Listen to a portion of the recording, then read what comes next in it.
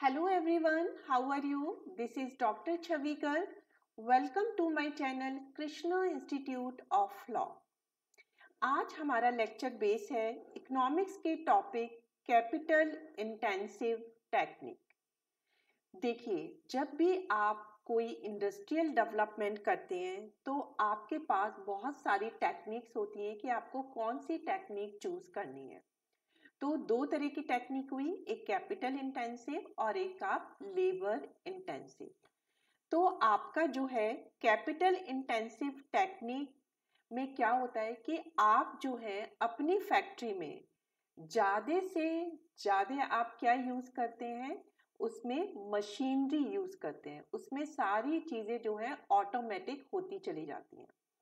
जबकि लेबर में क्या होता है कि आप ज़्यादातर जो है लेबर का यूज करते हैं। तो इस तरह से दो टेक्निक होती है, कैपिटल इंटेंसिव और लेबर इंटेंसिव।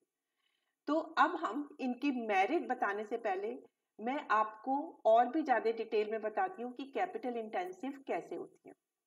देखिए, जब बड़ी बड़ी आपकी जो फैक्ट्रीज लगी होती हैं उसमें हर चीज को बनाने के लिए जो है मशीनरी होती है।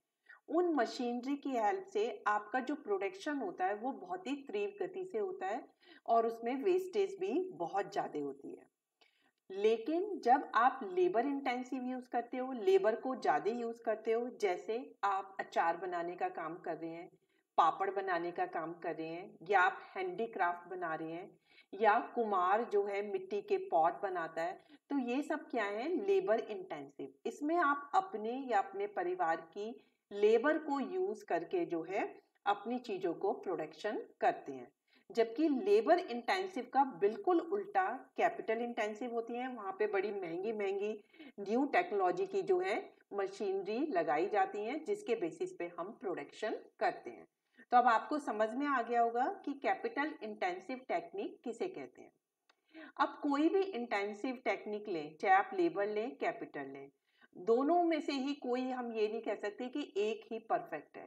हर टेक्निक के अपने मेरिट हैं और अपने डीमेरिट्स हैं। तो आज हम देखेंगे कैपिटल इंटेंसिव की मेरिट क्या है और डीमेरिट क्या है। देखिए, मेरिट में सबसे बड़ा है इसका इकोनॉमिक ग्रोथ, कि बहुत तेज गति से जो है आर्थिक विकास होता है।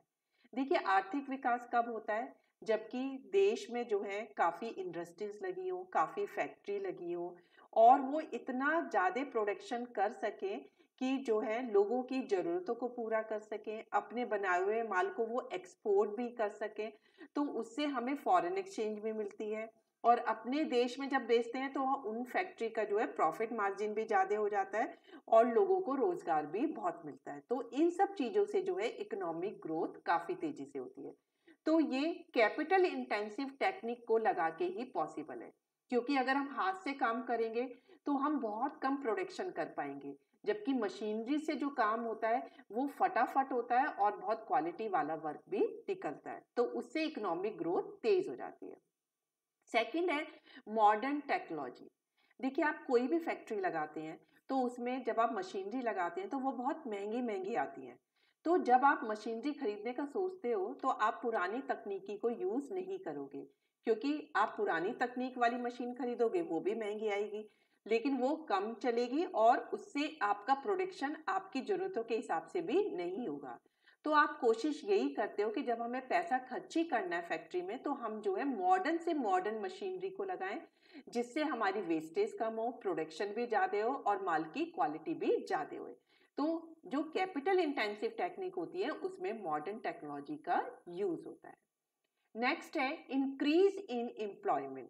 देखिए, कैपिटल इंटेंसिव की वजह से बड़ी बड़ी फैक्ट्री लगते हैं, छोटे स्केल पे तो लगती हैं। तो उस बड़ी बड़ी फैक्ट्री में बहुत सारे फंक्शन होते हैं। आपको परचेज डिपार्टमेंट अलग होता है, प्रोडक्शन का डिपार्टमेंट अलग होता है, डिस्ट्रीब्यूशन का अलग होता है, मार्केटिंग का अलग होता है, एडमिनिस्ट्रेटिव डिपार्टमेंट अलग होता है। तो जब इतने सारे डिपार्टमेंट होते हैं तो हर एक में उनका उनका काम करने के लिए लोगों को एम्प्लॉय करना पड़ता है, जिससे कि एम्प्लॉयमेंट बहुत ज़्यादा बढ़ता है और बेरोजगारी की समस्या दूर होती है। नेक्स्ट है मोर आउटपुट पर वर्कर। आपको पता ही है कि जो मशीन होती है वो ऑटोमेटिक होती है, या लेबर की हेल्प से भी कर रहे हो, तो उसमें क्या है कि आपका जो आउटपुट है वो बहुत ज़्यादा निकलता है। तो एक वर्कर का भी आउटपुट बहुत ज़्यादा हो जाता है। तो आप देखिए जो कुम्हार जो है एक दिन में जितने मिट्टी के जो है कोई भी चीज़ें बना सकता है, अगर वो मशीन लगा दे तो उससे उसका प्रोडक्शन बहुत ज़्यादा बढ़ता है। तो इससे वर्कर को भी सेटिस्फाई होता है कि वो बहुत ज़्यादा आउटपुट निकालता है। नेक्स्ट है rise in standard of living. देखिए आपने पुराने पॉइंट में पढ़ा, जो प्रीवियस पॉइंट था, कि वर्कर जो है अपना आउटपुट काफी बढ़ा सकता है अगर वो कैपिटल इंटेंसिव टेक्निक वाली फैक्ट्री में वर्क करता है। तो जब उसका आउटपुट बढ़ता है तो ऑब्वियस सी बात है उसकी इनकम भी बढ़ेगी, और जब उसकी इनकम बढ़ती है तो वो अपनी स्टैंडर्ड ऑफ लिविंग को भी बढ़ाता है। नेक्स्ट है मोर प्रॉफिटेबल। देखिए वर्कर को तो फायदा होता ही होता है क्योंकि उसका आउटपुट बढ़ रहा है, तो उसका इनकम लेवल भी बढ़ रहा है और उसका स्टैंडर्ड ऑफ लिविंग भी बढ़ता है। और उससे फैक्ट्री के जो ओनर होते हैं, बिजनेसमैन होते हैं, उनको भी बहुत फायदा होता है क्योंकि बल्क में प्रोडक्शन होता है और वो बल्क में ही बिकता है, तो उनका प्रॉफिट मार्जिन भी ज्यादा हो जाता है, जिससे कि वो बहुत मोर प्रॉफिटेबल हो जाता है। नेक्स्ट है प्रॉपर एटमॉस्फेयर फॉर डेवलपमेंट। देखिए जब हम कैपिटल इंटेंसिव टेक्निक यूज करते हैं तो जो डेवलपमेंट का जो एक एटमॉस्फेयर है वो बहुत ही एमिकेबल हो जाता है, क्योंकि आपको पता है कि जनसंख्या वृद्धि बहुत ज़्यादा हो रही है। उधर फैक्ट्री भी बहुत ज़्यादा आउटपुट करती है ताकि वो जो जनसंख्या वृद्धि की डिमांड है उसे पूरा कर सके। तो इस तरीके से हम देखते हैं कि सब चीज़ें जो है आपस में मिलजुल के एक दूसरे की ज़रूरतों को जो है पूरा करती हैं। तो ये होता है कि विकास का जो है आपका बहुत ज्यादा जो है एमिकेबल एटमॉस्फेयर हो जाता है। नेक्स्ट है आपका इकोनॉमिकल। इकोनॉमिकल का हिंदी मीनिंग है मितव्ययिता। इट मीन्स जब आप बड़ी बड़ी फैक्ट्री लगाते हो और मशीनों से वर्क करते हो तो उसमें वेस्टेज कम होती है, क्योंकि वो मशीनरी बनी इस तरह से होती है कि वेस्टेज बिल्कुल मिनिमाइज साइड में हो जाती है। तो आप जो भी काम करते हो उसमें आपका ज़्यादा खर्चा नहीं आता, बहुत इकोनॉमिकल तरीके से करते हो। और वैसे भी बिजनेसमैन का यही उद्देश्य रहता है कि अगर उसे इतनी महंगी महंगी मशीनरी लगाई है, इतना ज़्यादा वो एम्प्लॉयमेंट पे अपने खर्च कर रहा है, तो वो वेस्टेज को कम से कम करे ताकि उसका प्रॉफिट मार्जिन ज़्यादा हो। तो यहाँ पे वेस्टेज की कम गुंजाइश होती है क्योंकि वो इकोनॉमिकल वे में वर्क करते हैं। तो अब आपको कैपिटल इंटेंसिव के फायदे क्या क्या हैं, या हम कह सकते हैं इनकी क्या मेरिट्स हैं, ये पता चल गई। अब हम देखते हैं कि इसकी प्रॉब्लम क्या है, कि कैपिटल इंटेंसिव करने में हमें प्रॉब्लम क्या क्या आती है। देखिए सबसे पहली प्रॉब्लम तो यही आती है कि ह्यूज इन्वेस्टमेंट। जब आप बड़ी बड़ी फैक्ट्री देखने जाते हैं तो वो करोड़ों में लगती है, करोड़ों की फैक्ट्री आती है, तो इसमें हमें बहुत ज़्यादा पूंजी की जरूरत होती है। तो जो डेवलपिंग कंट्री होती है या अंडर डेवलप कंट्री होती है उसमें तो वैसे ही हमारे पे लोगों की इनकम इतनी नहीं होती, इनकम नहीं होती तो वो बचत भी नहीं कर पाते, और जब बचत नहीं होती तो उन पे पूंजी की कमी होती है। तो कैपिटल इंटेंसिव टेक्निक लगाने में सबसे बड़ी प्रॉब्लम हमें यही आती है कि हमें ज़्यादा पूंजी की जरूरत पड़ती है। नेक्स्ट है wasteful use of capital resources.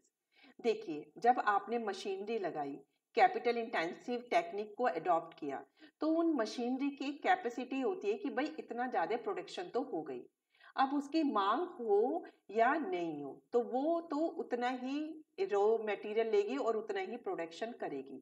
तो जब वो बिकता नहीं है तो वो एक तरीके से जो आपकी फाइनल प्रोडक्ट है वो वेस्ट चला जाता है।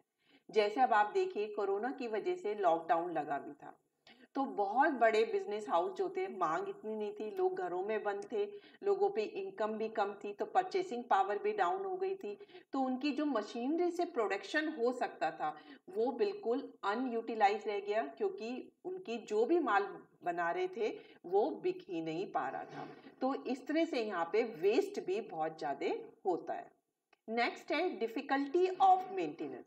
देखिए छोटी चीज को मेंटेन करना इजी होता है, लेकिन बड़ी बड़ी चीजों को मेंटेन करना बहुत डिफिकल्ट होता है क्योंकि उसमें मेंटेनेंस कॉस्ट बहुत ज्यादा आती है।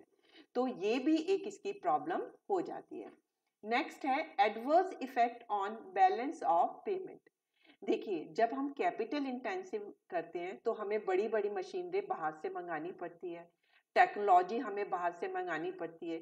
इसके लिए हमें फॉरेन एक्सचेंज की जरूरत पड़ती है, क्योंकि पेमेंट तो हमें जिस कंट्री से मंगा रहे हैं उसी कंट्री की जो मनी है उसी में देना पड़ता है, चाहे वो यूरो हो चाहे वो डॉलर हो।